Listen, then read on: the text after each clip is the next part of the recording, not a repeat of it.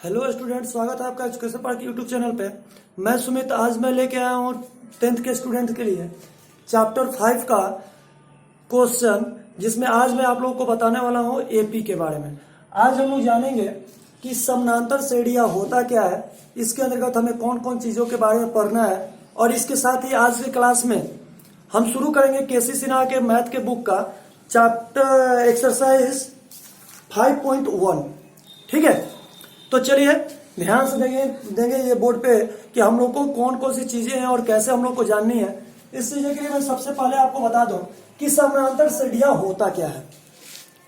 तो ये जानने होंगे कि संख्याओं के अनुक्रम को ध्यान देंगे। कभी कभी हम लोग के अंदर एक डाउट आता है कि अनुक्रम क्या होता है। सीक्वेंस समझते हैं। सीक्वेंस मतलब हुआ कि सभी के बीच का जो अंतर है वो एक समान होना चाहिए। जैसे 2 के बाद 4, 4 के बाद 6, 6 के बाद 8, 8 के बाद 10, यानी सबका सीक्वेंस जो है वह क्या होना चाहिए, बराबर होना चाहिए। तो उसको हम लोग बोलते हैं अनुक्रम। यानी संख्याओं के अनुक्रम को हम लोग क्या कहते हैं बाबू, समानांतर श्रेणी के नाम से जानते हैं। दूसरी चीज जानेंगे कि किसी अनुक्रम के सदस्य यानी किसी भी सीक्वेंस का जो मेंबर होता है वह क्या कहलाता है, पद के नाम से जाना जाता है। ठीक है, यानी सीक्वेंस का जो पद होता है, जैसे हम लोग कोई एपी लिख लेते हैं, जैसे 2 लिख लिए, 4, 6, 8, 10। तो ये हुआ आपका प्रथम पद, ये हुआ दूसरा पद, ये हुआ तीसरा, ये हुआ चौथा, ये हुआ पांचवा। यानी प्रत्येक सीक्वेंस एक पद होता है। ठीक है, अब ध्यान देंगे इस चीज को कि 3 चीजें मुख्य रूप से हमें याद रखनी है। कौन कौन सी 3 चीजें हैं वो आपको बताने जा रहा हूं।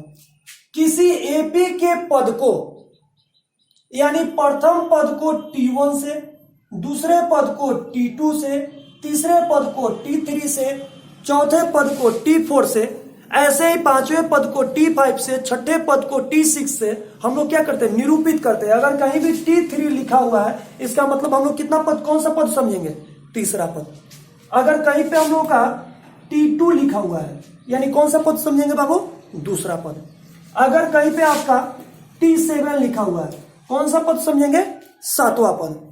ठीक है, अब हम लोग को ये जानना होगा, या हम इसको A1, A2, A3, A4, A5 ऐसे भी इसको हम सूचित या निरूपित कर सकते हैं। दूसरी चीज, एपी का जो सार्व अंतर होता है बाबू, सार्व अंतर किसको कहते हैं, देखिएगा एपी जो लिखा रहता है ना बाबू, वो एपी का जो अंतर है बराबर आता है। जैसे यहां पे देख सकते हैं 3 के बाद 6 है, 6 के बाद 9 है, 9 के बाद 12 है, यानी सबका अंतर 3-3 का है। तो जो बीच का जो अंतर होता है उसी को बोलते हैं सार्व अंतर। यानी सार्व अंतर को हम लोग किस चीज से सूचित करते हैं, डी से सूचित करते हैं। ठीक है, अब है तीसरा पॉइंट, एपी के एन पदों के योग, यानी जो एपी होते हैं यानी समानांतर श्रेणियों के पदों का जो योग होता है उसको एसएन से या एस से सूचित किया जाता है। ठीक है, अब हम लोग को ध्यान देने की जरूरत है कि एपी कितने प्रकार के होते हैं। तो एपी बाबू 2 प्रकार के होते हैं, परिमित एपी और अपरिमित एपी। जैसा कि यहां पे आपको बोर्ड पे दिखाया जा रहा है, ये परिमित एपी हुआ और ये अपरिमित एपी। परिमित एपी में क्या होता है, इसका अंतिम पद दिया रहता है, इसके बाद कोई पद नहीं होते, तो ये आपका परिमित एपी हुआ। और अपरिमित एपी क्या होता है, जिसका अंतिम पद दिया नहीं होता यानी डॉट डॉट होते हैं, उसको हम क्या बोलते हैं, अपरिमित एपी के नाम से जानते हैं। हम कोई भी संख्या के जो अनुक्रम है उसको हम एपी में कब बोलेंगे, जब उसके जो अनुक्रम का जो अंतर है यानी सार्व अंतर समान होना चाहिए। यानी पहला और दूसरे बीच का अंतर समान होना चाहिए, दूसरा और तीसरे बीच का अंतर समान होना चाहिए, तीसरा और चौथे बीच का अंतर समान होना चाहिए। इस प्रकार से जब अंतर समान होंगे तब भी वह एपी में कहलाएगा, नहीं तो एपी में बाबू नहीं कहलाएगा। ठीक है, अब चलिए, ये तो आपका इंट्रोडक्शन रहा एपी के बारे में। अब मैं आपको कुछ एपी की चर्चा करके बताता हूं कि कैसे एपी में कौन कौन से चीजें होती हैं, कैसे हम लोग समझते हैं ये प्रथम पद है, ये दूसरा पद है, ये तीसरा पद है, कौन सा सार्व अंतर है, कौन सा एपी में है, एपी में नहीं है, कैसे दूसरा पद निकालेंगे, तीसरा। मैं सभी के बारे में एक एक करके आपको बता रहा हूं, ध्यान देंगे इस चीज को।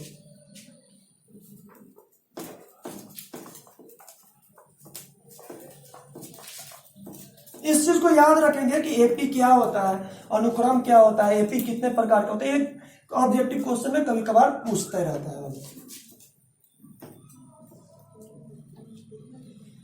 देखिए, हमने आपको पहले ही बोला कि हम एपी कब बोलते हैं, जब उसका सीक्वेंस जो होता है उसके बीच का जो अंतर है वह समान होना चाहिए। जैसे अगर 2 के बाद हमने 3 लिख दिया, 3 के बाद अगर 5 लिख दिया, 5 के बाद 9 लिख दिया, तो क्या ये एपी में होगा बाबू? नहीं होगा। क्यों नहीं होगा? क्योंकि ये पहले और दूसरे बीच का अंतर 1 का है, दूसरे और तीसरे बीच का अंतर 2 का है, तीसरे और चौथे बीच का अंतर 4 का है। तो ये कभी एपी में नहीं होगा। जबकि एपी का होने का रूल होता है कि इसका जो सार्व अंतर है वह क्या होना चाहिए? समान होना चाहिए। ठीक है, अब एपी में कैसे होगा मैं आपको दिखा रहा हूं। जैसे अगर 2 के बाद अगर हमने 5 लिख दिए तो 5 के बाद होगा 8, 8 के बाद होगा बाबू 11, 11 के बाद होगा 14, 14 के बाद होगा 17। यानी देखिए 2 और 5 के अंतर 3 है, 5 और 8 का अंतर 3 है, 8 और 11 का अंतर 3 है, 11 और 14 का अंतर 3 है, 14 और 17 का अंतर 3 है। यानी सबका जो अंतर है, सीक्वेंस का जो डिफरेंस है वो कितने का डिफरेंस है? 3 का डिफरेंस है। ठीक है, अब हम लोग, आप लोगों को उम्मीद है कि ये आप बहुत अच्छे से समझ लिए होंगे। और ये जो फर्स्ट जो पद होता है इसको प्रथम पद बोलते हैं, इसको T1 बोल सकते हैं या A1 बोल सकते हैं। ये जो होता है दूसरा पद होता है, ये जो होता है तीसरा पद होता है, ये जो होता है चौथा पद होता है, ये पांचवा, ये छठा, इस तरह 7वां, 8वां, 9वां, 10वां जितने पद लिखने चाहेंगे लिखा सकता है बाबू।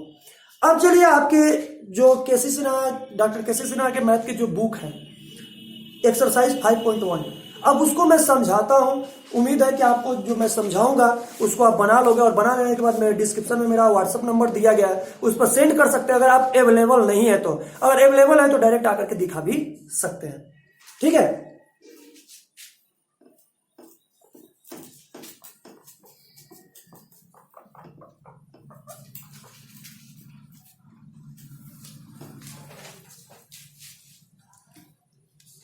देखिए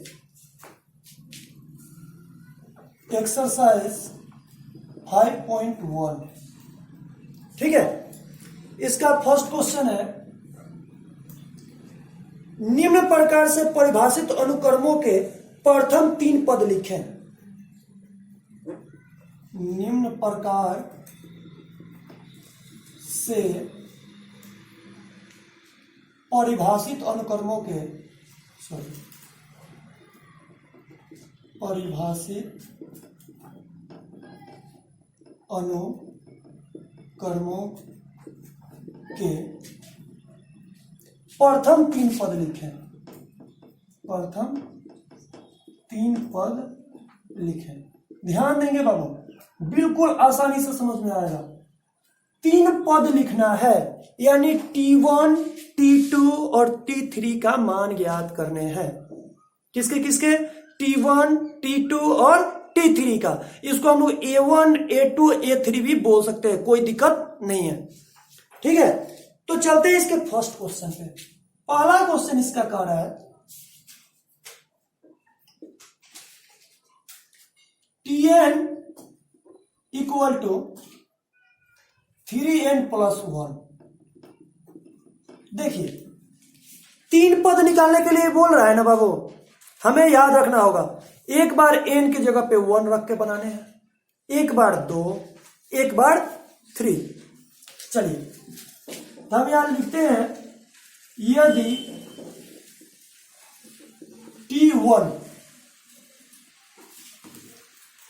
T1 रख देते हैं तो T 3 हो जाएगा, और ये n का मान आपका हो गया 1, क्योंकि n की जगह हमने क्या रखा है? 1 रखा है।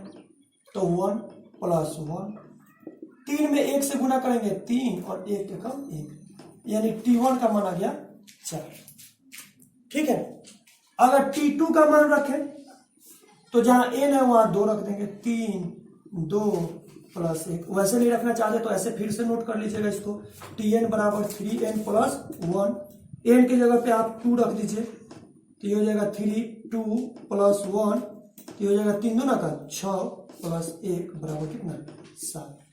उस तरह T3 रख दीजिए, तो एक बार फिर से वही क्वेश्चन को नोट कर लीजिए, Tn equal to 3n plus 1, तो T3 बराबर क्या हो जाएगा?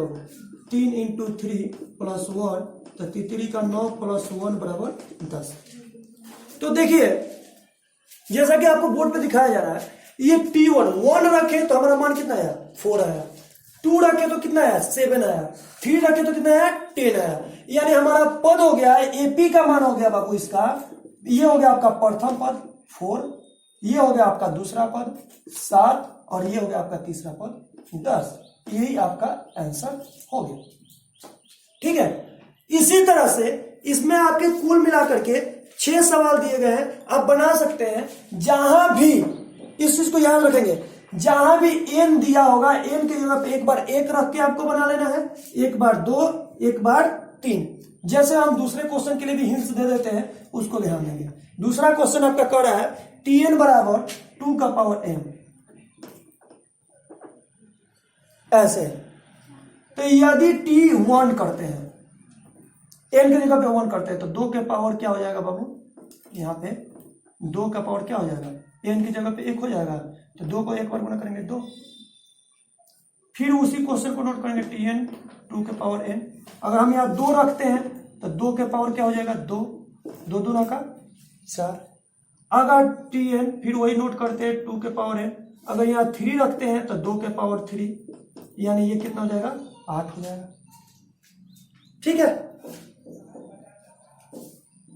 2 के पावर 3 तो ये कितना होगा 8 होगा। तो यहां पे आपका जो मान आ जाएगा वो कितना आएगा आपका बाबू, तो ये प्रथम पद हो गया आपका क्या चीज 2, दूसरा पद हो गया 4 और तीसरा पद हो गया 8। ये आपका आंसर हो गया। ठीक है बाबू, इसी तरह से आप इसके क्वेश्चन नंबर 1 के 6 सवाल है, 6 सवाल बना सकते हैं। ठीक है, अब चलिए अब हम क्वेश्चन नंबर चलते हैं 2 पर। 2 नंबर क्वेश्चन पे देखते हैं ये क्या लिखा हुआ है और क्या करना है। इसको आप लोग स्क्रीनशॉट ले सकते हैं, जल्दी से स्क्रीनशॉट लीजिए आप लोग।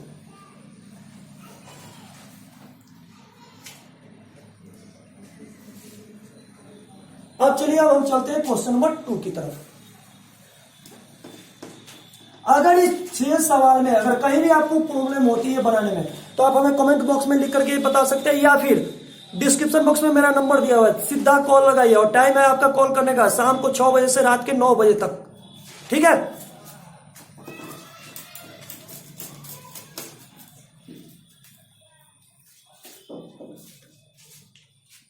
अब चलते हैं 2 नंबर क्वेश्चन पे। 2 नंबर क्वेश्चन क्या कह रहा है, कहता है कि निम्नलिखित अनुक्रम जिसके nवां पद दिए गए हैं, यानी जो पद का मान दिया गया है उसके पद ज्ञात कर रहे हैं। ध्यान देंगे इस चीज को। 1 नंबर क्वेश्चन पे ध्यान देते हैं, 2 का 1 नंबर पे लिखा है Tn equal to n square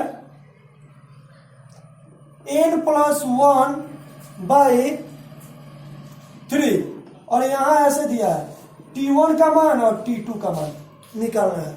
बाबू ध्यान देंगे, यहां जो देगा ना वही मान यहां पोस्ट करके आपको मान निकाल देने हैं। ये T1 के मान पूछ रहा है, तो एक बार n की जगह पे 1 रख देते हैं, तो ये हो गया 1 का होल स्क्वायर, ये हो जाएगा 1 प्लस 1, सॉरी n प्लस 1 लिख रहा है, n की जगह पे 1 रख देना, 1 प्लस 1 बटा 3। क्यों n की जगह पे 1 रखना है, क्योंकि T1 कर रहा है, 1 रखने के लिए बोल रहा है। तो 1 में 1 से गुना करेंगे तो बाबू 1 हो जाएगा, और ये 1 कितना हो जाएगा बाबू 2 बटा 3। 2 में 1 से गुना करेंगे 2 और 2 बटा 3। ये आपका मान आ गया। T1 रखे तो कितना आया बाबू मान 2 बटा 3। एक बार क्या कर रहा है T2 रखना है। T2 रखने का मतलब ये फिर से क्वेश्चन को नोट कर लेते हैं, n square n plus 1 by 3। एक इस बार कितना रखेंगे, n की जगह पे 2, n की जगह पे 2 रखेंगे, ये हो गया 2 का होल स्क्वायर 2 प्लस 1 बटा 3। 2 में 2 से गुना करेंगे तो बाबू ये कितना हो जाएगा 4, और 2 1 3 हो जाएगा, जोड़ करेंगे तो बटा 3। 4 में 3 से गुना करेंगे तो ये 12 हो जाएगा बटा 3। 12 में 3 से जब डिवाइड करेंगे तो ये आपका कितना आएगा 4। यानी इसका आंसर आ जाएगा, एक आंसर आया आपका 2 बटा 3 और दूसरा आंसर आया 4। ये आपके बुक का आंसर आ जाएगा। ठीक है बाबू, इसको आप लोग नोट कर सकते हो। इसी तरह से आप 2 नंबर में आपको 4 सवाल दिए गए हैं, चारों सवाल को आप बना सकते हो। ठीक है, अब चलिए 3 नंबर भी वैसे ही है। यानी आप घर से बस इतना ही देते हैं, 5.1 का 1, 2 और 3 बना करके लाइएगा। अब चलिए अब आपको बताते हैं कि अगर ए और डी का मान दिया है, यानी 4 नंबर क्वेश्चन पे 1, 2, 3 तो इसी आधार पे आप बना लोगे। 4 नंबर क्वेश्चन पे आपको कह रहा है कि अगर ए और डी का मान दिया है तो 4 पदों को लिखें। आपके बुक का क्वेश्चन नंबर 4 है, 3 number question same to same है, इसलिए 3 नंबर क्वेश्चन नहीं बता रहा है बाबू, ध्यान देंगे इस चीज को। 4 नंबर क्वेश्चन पे चल रहा है। 4 नंबर क्वेश्चन क्या कर रहा है?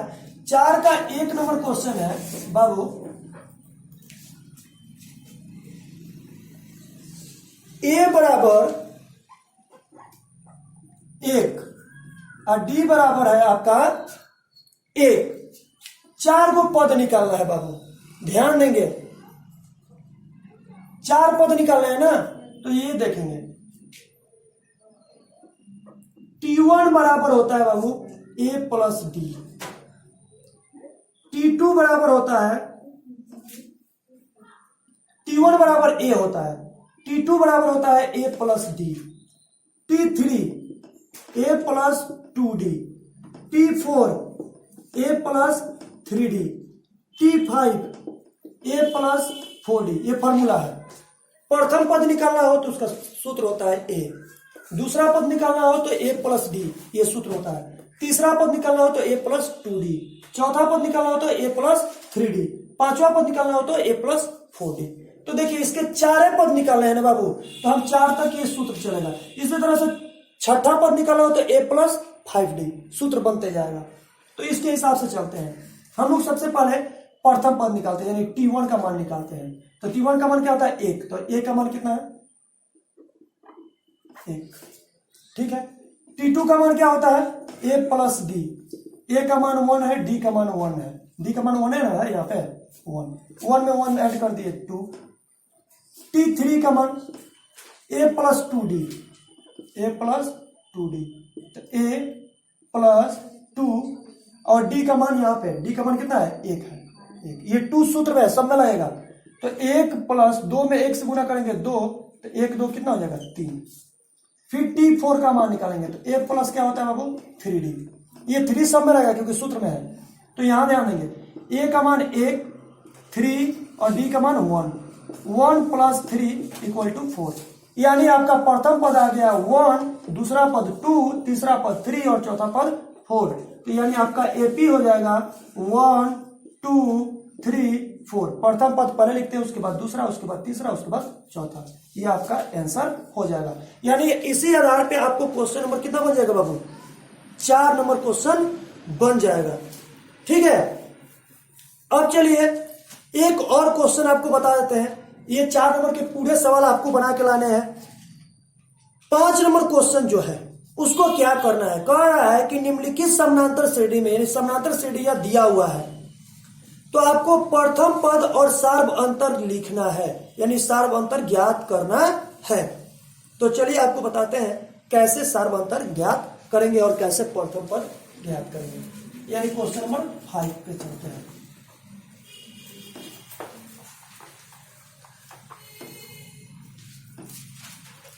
क्वेश्चन नंबर 5 का कह रहा है कि अगर एपी दिया हो बाबू, बहुत इंपॉर्टेंट क्वेश्चन है, एग्जाम में कई बार पूछा है।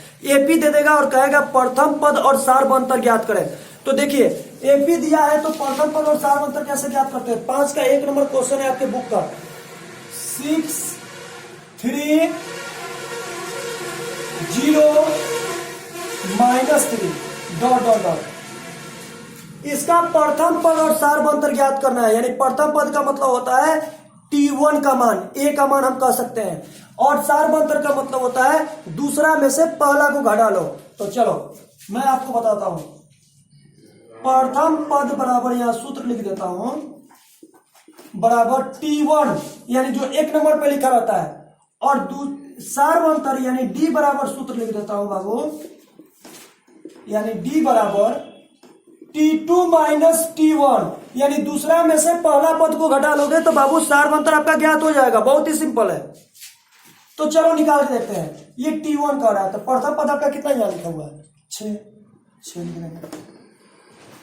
और सारवंतर क्या कर रहा है, दूसरा में से पहला पद घटाओ, T2 में से T1, तो दूसरा पद कितना है 3, घटाओ पहला पद कितना है 6, 3 में से 6 गया -3, ये हो गया प्रथम पद और ये हो गया सारवंतर। ठीक है, ये आपका आंसर हो गया। इसी तरह से आपका 5 नंबर पे आपको 7 सवाल है, 7 सवाल बना लेंगे, अगर बटा में होगा तो बटा में घटाओ बना लेंगे। ठीक है, तो मुझे उम्मीद है कि आपको ये बहुत अच्छे से समझ में आ रहा होगा। कहीं कोई दिक्कत हो तो मैंने आपको पहले ही बोल दिया है कि डिस्क्रिप्शन के माध्यम से या कमेंट के माध्यम से, डिस्क्रिप्शन के माध्यम से मतलब हुआ कि डिस्क्रिप्शन में मेरा नंबर दिया हुआ है, व्हाट्सएप नंबर, उस पर आप मैसेज करके पूछ सकते हो या कॉल करके पूछ सकते हो या फिर कमेंट बॉक्स में लिख करके भी पूछ सकते हो। ठीक है, तो आज का जो काम है, घर का जो होमवर्क है, वो यही चीज है कि आपको एक्सरसाइज 5.1 के 1 नंबर में 6 सवाल दिए हैं, 6 सवाल कंप्लीट कर लेने हैं। 2 नंबर में 4 सवाल दिए हैं, यानी 4 सवाल ये कंप्लीट कर लेने हैं। 3 नंबर में 2 सवाल दिए हैं, ये 2 सवाल कंप्लीट करने हैं। 4 नंबर में 8 सवाल दिए हैं, 8 सवाल कंप्लीट करने हैं। और 5 नंबर में 7 सवाल दिए हैं, यानी 7 सवाल कंप्लीट करने हैं। यानी कुल मिलाकर के अगर देखा जाए तो आपके 6, 4, 10, 2, 12, 8, 20 और 7, 27 क्वेश्चन आपको घर से करके रखने हैं। कल जब हम आपसे मिलेंगे तो हम 6 नंबर क्वेश्चन से बताएंगे। अगर आपको हमारा ये वीडियो अच्छा लगे तो ज्यादा से ज्यादा लाइक करें। अगर मैं आपको एक और चीज कहूंगा, अगर हमारा वीडियो अच्छा नहीं लगे, अगर आपको कहीं भी कोई चीज समझ नहीं आए तो डिसलाइक भी जरूर करें। ठीक है, मिलते हैं अगले क्लास में, तब तक के लिए जय हिंद।